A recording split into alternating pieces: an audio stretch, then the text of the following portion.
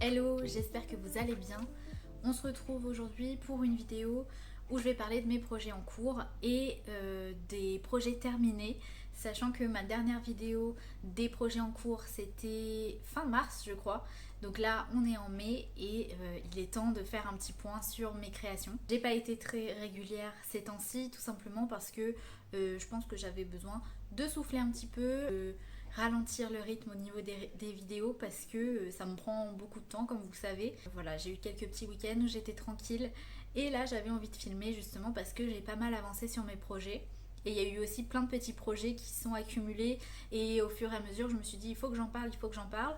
Et voilà, il est temps qu'on voit ça ensemble aujourd'hui. Donc j'ai la liste sous les yeux, j'ai les projets terminés en premier, les projets en cours et aussi les projets à faire.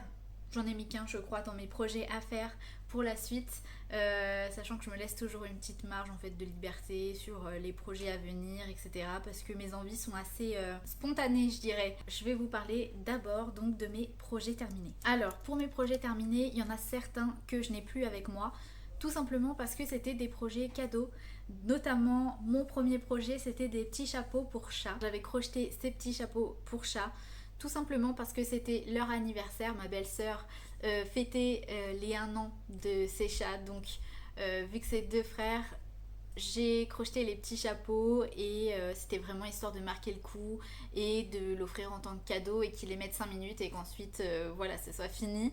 Mais j'ai trouvé ça super marrant et puis bah, je sais qu'elle aime bien les petites créations comme ça. Ça lui a fait super plaisir et les petits chapeaux en question sont vraiment trop mignons.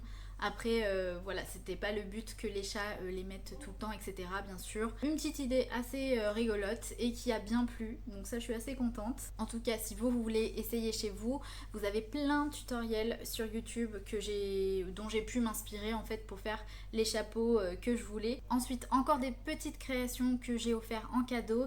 C'était notamment un sac et un chapeau pour poupée bébé. J'ai rajouté aussi des petites fleurs, des petits nœuds sur voilà, ces petites créations. J'ai bien aimé les faire, c'était très rapide, sachant que c'est des petites choses, enfin un petit chapeau, un petit sac, ça va très vite. Et puis c'était quelque chose voilà, qu'on m'avait commandé, donc j'étais très contente de le faire. Bah, j'espère que vous aimerez le résultat parce qu'il était très mignon. Après c'était un petit peu trop grand pour la poupée bébé en question, donc si je dois en refaire par la suite, je ferai vraiment beaucoup plus petit parce que là j'ai vu je crois un peu trop grand. Ensuite on avait la couverture verte bébé que j'avais présentée donc dans une autre vidéo, je ne sais plus laquelle, et ça faisait partie de mes projets en cours. Oui, c'était dans la vidéo de fin mars projet en cours que je vous parlais de ma couverture bébé pour une future naissance, etc. que c'était assez imminent. Et cette couverture, donc j'ai pu l'offrir et elle était vraiment superbe à la fin. J'étais vraiment pas sûre du résultat. Au fur et à mesure que j'avançais dans la couverture, je la trouvais trop ajourée, je la trouvais trop neutre, donc je me suis dit comment je vais pouvoir faire. Ensuite vous m'aviez donné des conseils pour rajouter en fait un petit peu de personnalité à la couverture. Et en effet, j'ai rajouté des petites appliques sur la couverture et ça a tout changé. Donc j'ai fait des petites appliques en forme de nuages et c'était vraiment trop beau, super mignon à mettre dans une chambre d'enfant, c'est parfait et ça a beaucoup plu. J'adore faire des couvertures en crochet parce que ça me rappelle tout simplement ma mamie qui en faisait à chaque naissance dans la famille et voilà, c'est une tradition que je ne veux pas perdre et pour moi ça me fait plaisir de le faire à chaque naissance dans la famille, donc voilà, que ça perdure le plus longtemps possible parce que c'est quelque chose qu'on peut garder vraiment très longtemps. La couverture en crochet qu'on m'a offerte, c'est une couverture que je garde précieusement et je l'adore. J'espère que pour les autres ce sera la même chose et moi en tout cas ça me fait plaisir de l'offrir et à la fin je l'ai trouvé vraiment très chouette. Finalement, au fur et à mesure, je me suis dit, il faut peut-être que je change de pelote, faut peut-être que je change la couleur. Mais finalement, il n'y avait rien à changer, il y avait juste à rajouter quelques petits détails. Notamment aussi les bordures que j'ai rajoutées en blanc. Les bordures blanches en forme de coquille, ça a rajouté aussi une petite touche très mignonne à la couverture qui allait très bien avec les petits nuages. Donc j'ai appris aussi à faire des petits nuages au crochet. Et je me suis dit, bah, c'est super parce qu'on peut en mettre un petit peu partout et c'est super mignon. Conclusion pour cette couverture, j'ai aimé la faire parce que c'était sur mes pauses du midi, donc voilà, c'était assez facile finalement d'avancer, même si j'ai eu pas mal de doutes quand je l'accrochais. Et à la fin, le résultat était là et j'étais très contente. Et surtout, la personne à qui je l'ai offerte était très contente aussi. Donc voilà, c'était parfait pour le bébé. Ensuite, les 2 prochaines créations en projet terminé que je vais vous montrer sont avec moi. Donc c'est en tout premier un petit coussin Charlotte aux fraises. Donc ce petit coussin là qui est vraiment trop mignon. Donc c'est un petit coussin qui est donc en tapisserie. Donc on a la tapisserie Charlotte aux fraises juste ici. J'ai adoré la faire. Elle est vraiment trop mignonne. Avec du Vichy tout autour. Une bordure verte, une bordure en froufrou blanche, encore une bordure en froufrou et le derrière tout en Vichy rose. Et je l'ai freestylé, c'était vraiment à l'instinct. J'ai fait d'abord donc la tapisserie comme ceci sous forme de rectangle. Donc avec tout simplement une grille de pixels, j'ai pu faire la tapisserie et ensuite après je me suis attelée au Vichy tout autour qui était aussi en fait en tapisserie. Et après j'ai fait donc jusqu'ici, j'ai rajouté tout un rectangle de Vichy à l'arrière que j'ai fermé et j'ai rajouté à la toute fin les bordures en foufou et je suis assez surprise de ce résultat. J'ai rajouté bien sûr de la mousse à l'intérieur, j'ai pas dit mais avant de refermer j'ai rajouté pas mal de mousse dans le coussin. Je suis vraiment surprise et très contente, très agréablement surprise en fait du résultat parce que je pensais pas que ça allait rendre aussi bien. J'aime trop, je trouve ça absolument adorable et voilà, c'est mes goûts. Des fois je comprends pas parce que je me dis j'ai des goûts quand même qui n'ont pas vraiment changé avec les années. J'aime toujours autant le design des Charlotte aux fraises, tout l'univers très girly, etc. C'était une très belle idée de faire ce coussin et je l'adore. Et voilà, je le mets en décoration chez moi, j'aime beaucoup. Même si ça peut pas plaire à tout le monde, moi en tout cas ça me plaît. Ah oui, et si vous voulez la grille de pixels pour la Charlotte aux fraises, je vous la mettrai aussi en description. Je l'avais trouvée sur Pinterest il me semble, donc je vous la mettrai. Et on passe ensuite à mon dernier projet terminé. C'était un haut qui s'appelle le Celia Wrap Top de chez Hobbii et c'est un modèle gratuit, donc si vous voulez le retrouver aussi, je mettrai le lien. C'est un gilet comme ceci. Il a donc des petits fils comme ceci pour se croiser et se nouer sur le côté. Donc là, forcément, quand je vous le montre comme ça, il est pas terrible. Mais je trouve qu'il fait quand même l'affaire. Du moins, il est à ma taille. Je sais plus sur le modèle comment c'est. Mais je l'ai adapté, bien sûr, à ma taille. Je crois que c'était une taille L. Vous avez plusieurs tailles, donc ça, c'est super. Et je l'avais trouvé donc sur le site de Hobbii. La pelote, je l'avais trouvée dans un magasin de déstockage. Et c'était encore la marque Trimitz.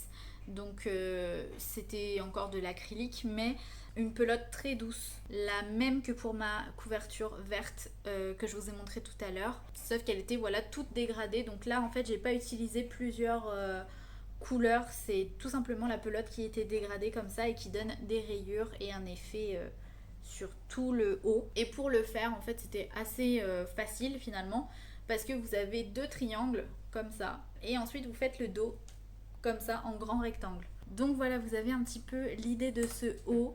Après moi je le mettrais plutôt avec un sous-pull beige ou blanc ou même gris clair mais quelque chose d'assez doux. Et aussi un truc en dessous parce qu'il est assez échancré, trop échancré pour moi. J'imagine ça avec quelque chose près du corps, donc c'est vraiment un haut que je mettrai toujours par-dessus quelque chose. Mais je suis quand même contente, ça change un petit peu des couleurs vives que j'utilise pour mes créations et des tons un petit peu beige comme ça change un peu et c'est plus neutre tout simplement. Bon, je l'enlève parce que ça va pas avec ma tenue. Bah justement, il me reste un petit peu de la pelote avec lequel j'ai fait le haut et elle ressemble à ça. Le fil est assez fin mais ça reste une pelote qui est très douce, donc c'est pour ça que je l'aime bien.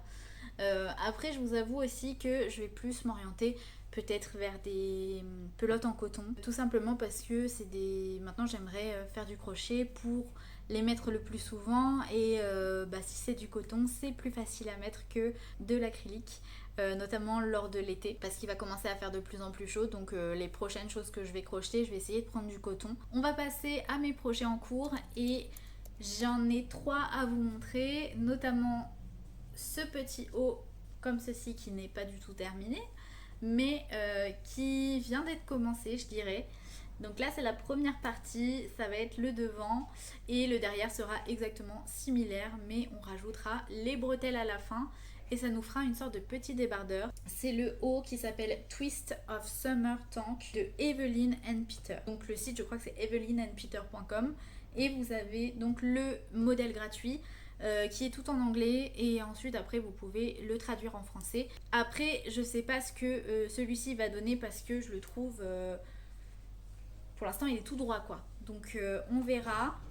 Faudra voir avec les bretelles aussi la largeur des bretelles que je vais faire ici, mais la couleur du coup c'est avec une des pelotes que j'avais commandé sur Vinted pour mon gilet jaune où j'avais pas eu assez de pelote, donc je croyais que c'était la même pelote quand je l'avais commandé et en fait non, donc c'était une couleur beaucoup plus claire et je me suis dit bon je vais faire un haut avec. Dans la description du patron il me semble qu'on sait le métrage de fil qu'il nous faut pour la taille souhaitée et donc je pense que je vais pouvoir avoir assez de fil pour continuer mon top. Donc voilà, il me reste quelques rangs à faire sur le dessus et à faire l'arrière, à rejoindre le tout et rajouter les bretelles et ensuite ce sera terminé.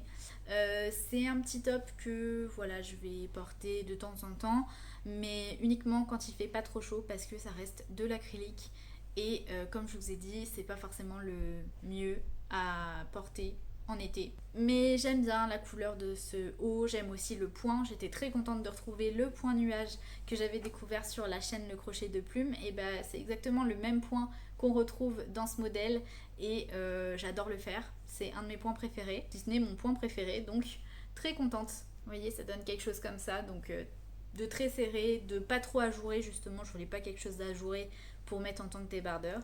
Donc on verra ce que ça donne et j'espère vous le montrer porté quand il sera fini.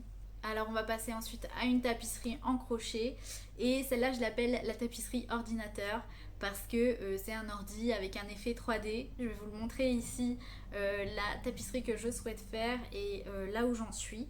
J'ai pas du tout fini parce que ça va être une grosse tapisserie que je vais mettre à côté de mon ordi mais voilà, j'aimais bien l'idée et j'avais envie de tester l'effet un petit peu 3D avec les couleurs. Et voilà ce que ça donne pour le moment. Donc je sais pas si vous allez voir mais en fait vous avez du bleu, du rouge, du jaune et c'est ça qui donne l'effet 3D comme ça et je trouve ça vraiment trop cool. De loin franchement la tapisserie elle fait son effet, on a l'impression de voir flou et j'aime trop.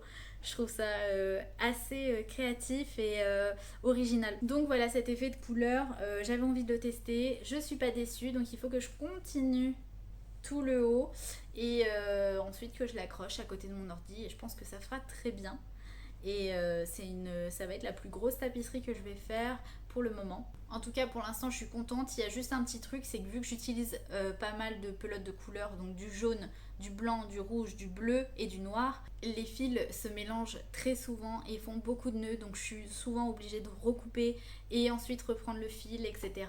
Ça c'est un des points négatifs quand on utilise beaucoup de couleurs, mais après l'effet est là. C'est un petit peu chiant mais en vrai on s'en sort quand même si on fait pas mal de petites pelotes.